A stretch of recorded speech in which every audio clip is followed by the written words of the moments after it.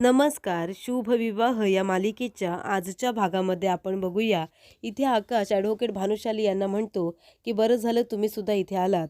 तेव्हा इथे ॲडव्होकेट भानुशाली म्हणतात की मला स्पेशली भूमी मॅडमने या लग्नासाठी इन्व्हाइट केलेलं आहे आणि म्हणूनच मी इथे आलो आहे.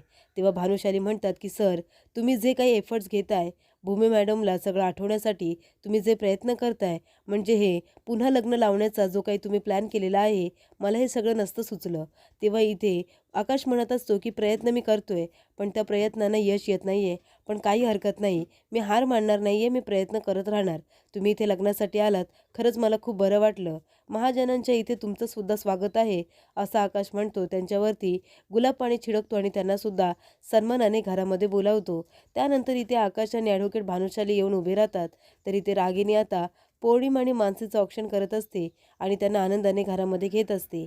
आपल्या बहिणींना सुखात बघून इथे भूमीला सुद्धा खूप जास्त आनंद झालेला असतो, पण तिला आधीचं काही आठवत नसतं. त्यानंतर इथे रागिनी औक्षण वगैरे करते आणि दोघींनाही आतमध्ये यायला सांगते. तेव्हा दोघी आता घरामध्ये आल्यानंतर इथे भूमी आता बघत असते. तिला सुद्धा आधीचं काही आठवतंय का असं आकाशला आठवत असतं आणि आकाशला आठवतं जेव्हा भूमीबरोबर त्याचं लग्न झालेलं असतं, तेव्हा पौर्णिमा आणि मानसीचं सुद्धा लग्न झालेलं असतं आणि तिघी जणींनी सोबत गृहप्रवेश केलेला असतो. हे सगळे क्षण आता आकाशला आठवतात. तेवढ्यातच भूमी आता घरामध्ये पाऊल टाकते आणि तिचा तोल जाणार तेवढ्यातच आकाश तिचा हात पकडतो आणि तो सुद्धा तिच्याबरोबर सोबतच उमऱ्यामध्ये पाय टाकतो. तर आता चुकून का होईना, पण आकाश आणि भूमीने दोघांनी सोबत गृहप्रवेश केलेला असतो. दोघांनी एकमेकांचा हात पकडलेला असतो आणि त्यांनी गृहप्रवेश केलेला असतो. तेव्हा इथे सगळेजण त्यांच्याकडे आश्चर्याने बघायला लागतात. तर इथे माधव काकासुद्धा मागे वळून बघतात. तेव्हा आजी म्हणत असतात की बघताय ना तुम्ही माधवराव, म्हणजे आता या क्षणाला भूमी आणि आकाशने दोघांनी एकमेकांचा हात पकडून गृहप्रवेश केला. यापेक्षा आनंदाचा क्षण अजून काय असू शकतो. तेव्हा माधव काका म्हणतात की बरोबर बोलात तुम्ही आजी, म्हणजे बघा ना, भूमीने या घरात यावं ही आता देवी याचीच इच्छा झालेली आहे. तेव्हा इथे माणसेला सुद्धा आनंद होतो, पण पौर्णिमेला अजिबातच आनंद होत नाही. तेव्हा राजा काका म्हणत असतात माधवराव कसं आहे ना, म्हणजे हे सगळ्यांना पुढे जे काही होणार आहे त्याचे संकेत असतात. म्हणजे आता भूमी आकाशचा हात पकडून आतमध्ये आलेली आहे. ती लग्न करून सुद्धा पुन्हा या घरामध्ये आकाश बरोबर येणार हे नक्की झालेलं आहे.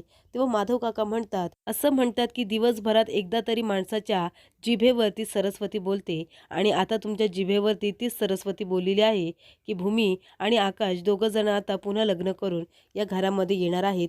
हे नक्की झालेलं आहे आणि तसंच आता होणार. देवी आईच्या मनात सुद्धा तीच इच्छा आहे. त्यानंतर भूमी इथे आकाशचा हात सोडते आणि त्याच्याकडे रागाने बघायला लागते आणि नंतर ॲडव्होकेट भानुशाली त्यांना खूपच जास्त प्रेमाने ते आतमध्ये यायला सांगते. तेव्हा इथे राजा काका आता ॲडव्होकेट भानुशाली यांना म्हणत असतात की या तुम्ही या, आज तुम्ही आमच्या इथले खूपच प्रमुख पाहुणे आहात, आमचे तुम्ही स्पेशल गेस्ट आहात. तेव्हा भूमी म्हणते ॲडव्होकेट भानुशाली तुम्ही इथे बसा बरं. तेव्हा भानुशाली म्हणतात की भूमी मॅडम, या सगळ्याची खरंच काही गरज नाही आहे. तेव्हा भूमी म्हणते तुम्ही ऐकलं नाहीत का, माझ्या बहिणीच्या सासऱ्यांनी काय सांगितलं, तुम्ही आजचे स्पेशल गेस्ट आहात. तेव्हा इथे आता ॲडव्होकेट भानुशाली चेअरवरती बसतात.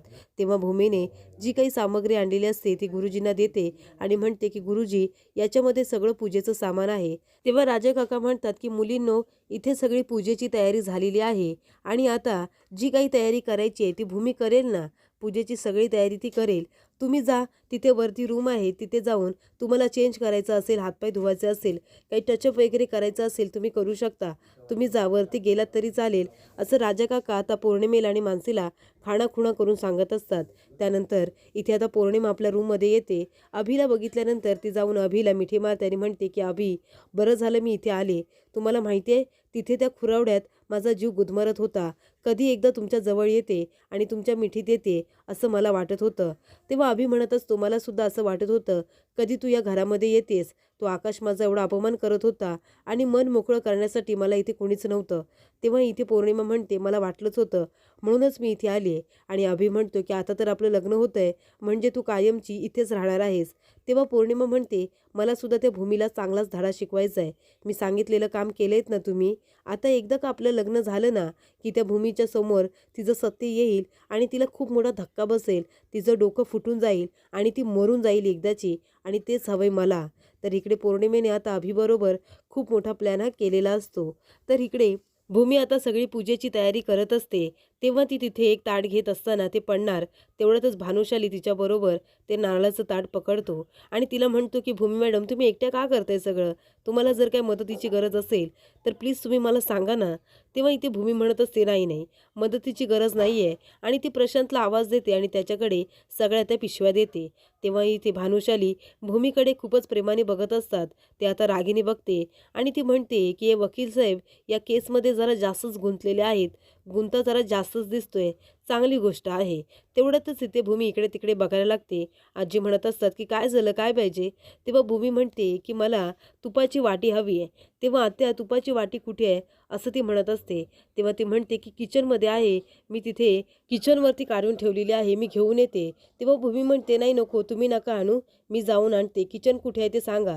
तेव्हा आजी म्हणतात, ते काय किचन, तिथे समोरच आहे. तेव्हा भूमी जात असताना आकाश तिला जायला सांगत असतो. ते सुद्धा खूपच आदराने आणि ती गेल्यानंतर हसत सुद्धा असतो.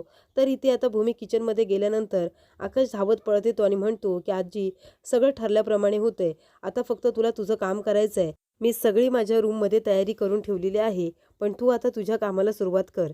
तेव्हा इथे रागिनी त्यांचं बोलणं ऐकत असते. तेव्हा इथे आकाश म्हणत असतो की आजी, फक्त तिला संशय यायला नको आहे. तिला काही करून माझ्या रूममध्ये पाठव. तेव्हा इथे आजी आता भूमी आल्यानंतर आपल्या नाटकाला सुरुवात करतात. त्या म्हणत असतात की राजाभाऊ आणि रागिनी, मी सांगितलेली कामं तुम्हाला करायला जमणार आहे का? म्हणजे तुम्ही इथलं बघताय, रागिनी सगळं घरातलं सुद्धा बघते, ऑफिसमधलं सुद्धा बघते आणि आकाशला तर काही कामं सांगायलाच नको. त्याला नुसते ऑफिसमधून फोन येत आहेत. तो नुसता फोनवर बोलतोय. मग आता माझी कामं कोण करणार? आता मी त्या रूममध्ये जाऊ का वरती एवढ्या चालत? माझे गुडघे किती दुखतात तुम्हाला तर सगळ्यांना माहिती आहे. आता माझी कामं मला असं वाटते तशीच राहणार आहेत. तेव्हा इथे भूमी म्हणते, आजी मला सांगा ना, काय करायची आहेत तुमची कामं? तेव्हा इथे आजी म्हणत असतात, अगं वरती रूममध्ये आहेत ना, मी हार ठेवलेले आहेत. ती टोपली मी वरच्या रूममध्ये ठेवली आणि आता आणायला कुणीच जात नाही आहे. सगळीजणं आपापल्या कामात आहेत. तेव्हा भूमी म्हणते, आजी मला सांगा ना, रूम कुठे आहे? मी जाऊन घेऊन येते, तुम्ही फक्त सांगा. तेव्हा आजी म्हणतात की वरती गेल्यानंतर एक कॉरिडॉर आहे आणि डाव्या बाजूला ती रूम आहे, आकाशची रूम. असं आजी आता म्हणतच असतात, पण तेवढ्यातच आकाशचं नाव घेणं टाळतात. तेव्हा भूमी आता आकाशच्या रूममध्ये निघून जात असते. तेव्हा आकाश येथे फोनवरती बोलण्याचं नाटक करत असतो. तर पौर्णिमा म्हणत असते की अभि, आता मी इथे आले ना, आता आकाशने तुमचा जेवढा अपमान केलाय ना, त्या अपमानाचा बदला घेतल्याशिवाय मी राहणार नाही आहे. पण तुम्ही माझं काम केलं आहेत ना सांगितलेलं.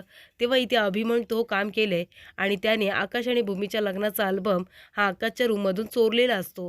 तेव्हा पौर्णिमा म्हणते, पण याच्याबद्दल तुम्ही आईंना काही सांगितलेलं नाही आहे ना?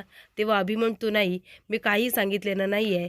म्हणजे भविष्याचा विचार करून आता अपमान सहन करायचा असं आईचं म्हणणं आहे, पण मला ते सहन होणार नाही आहे. आणि पौर्णिमा म्हणते, मलासुद्धा ते सहन होणार नाही आहे. म्हणूनच आता हा अल्बम मी तिथे कसा ठेवते ते बघाच तुम्ही आणि सगळं काही आता येऊ दे त्या भूमीच्या समोर आणि डोकं तिचं फुटून जाऊ दे.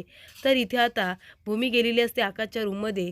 तेव्हा भानुशाली खूपच जास्त अस्वस्थ झालेले असतात आणि ते निलंबरी आणि रागिनीच्या लक्षात येतं. दोघी एकमेकींना खुणावत असतात, कारण आता भानुशालीच्या मनामध्ये भूमीने जागा निर्माण केलेली असते हे रागिनीच्या लक्षात आलेलं असतं. तर इथे भूमी आता आकाशच्या रूममध्ये येते.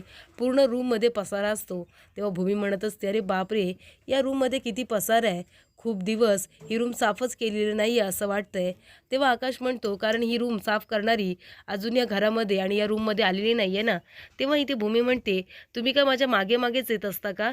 तेव्हा आकाश म्हणत असतो, नाही, तुम्हाला असं वाटते मी तुमच्या मागे मागे येतोय, पण माझं काम होतं ना म्हणून मी या रूममध्ये आलो आहे. आणि तुम्ही असं म्हणा ना, तुम्ही माझ्या पुढे पुढे चालताय आणि मग मी तुमच्या मागे मागे आलो. तुम्ही दोरीसारखं ओढत ओढत मला आणलंत आणि मी सुद्धा भिरभिरत इकडे तिकडे बघत तुमच्या मागे मागे आलो. तेव्हा इथे भूमी म्हणते की काय काय माणसांना ना उगाचच कितीही कॉन्फिडन्स असतो, कितीही लेवलचा, त्याचा काही उपयोग होत नाही बोलून सुद्धा. तेव्हा आकाश म्हणत असतो की टिट्टू बघ ना, हे कोण बोलतंय. तेवढ्यातच आता भूमी तिथून जात असताना आकाश म्हणतो, भूमी थांब ना, आणि तो आपल्या खिशातून मंगळसूत्र काढतो. तेव्हा इथे भूमी विचारते की हे सगळं काय आहे? तेव्हा आकाश म्हणतो, हे मंगळसूत्र आहे. मी जेव्हा पौर्णिमा आणि मानसीसाठी मंगळसूत्र खरेदी करायला गेलो होतो ना, तेव्हा आजी म्हणाली की माझ्यासाठी सुद्धा एक मंगळसूत्र घ्यायला, माझ्या होणाऱ्या बायकोसाठी. मग मग जर मी मंगळसूत्र घेतलं तर माझंसुद्धा लग्न लवकर होईल आणि मला जी हवी आहे ती या रूममध्ये लवकर येईल असं आईला वाटतंय. हे खरंच शक्य आहे का असं आकाश म्हणत असतो आणि मंगळसूत्र तिला दाखवत असतो. तेव्हा भूमी त्याचा हात खाली करते आणि म्हणते, तुम्ही जसा विचार करताय ना तसं कधीही होणार नाही आहे, कळलं ना तुम्हाला? तेव्हा तुमच्या स्वप्नांना जरा आता ब्रेक द्या. तर पुढील भागामध्ये आपण बघूया, इथे आकाश आणि भूमी आता दोघे उभे असतात. तेव्हा गुरुजी म्हणत असतात की आता हार घालायचे आहेत, हार घेऊन या. तेव्हा भूमी आणायला जाते आणि त्या हाराच्या टोपल्यामध्येच पौर्णिमेने आकाश आणि भूमीच्या लग्नाचा अल्बम ठेवलेला असतो. तेव्हा आकाशला आठवतं, डॉक्टर म्हणालेले असतात की भूमीच्या जर लगेच गोष्टी समोर आल्या तर तिला धक्का बसेल आणि ती कोमामध्ये जाईल, तिला खूप जास्त त्रास होईल. तेव्हा तुम्ही आता तिला गोष्टी हळूहळू पटवून द्या. आणि तिथे आता लग्नाचा अल्बम असतो. आकाश धावत पळत येतो. भूमीच्या जीवाला धोका असतो म्हणून अल्बम लपवतो. तेव्हा भूमी विचारते, काय लपवतोयस पाठीमागे? तेव्हा इथे आकाश आता काय उत्तर द्यावं त्याला काहीही कळत नसतं.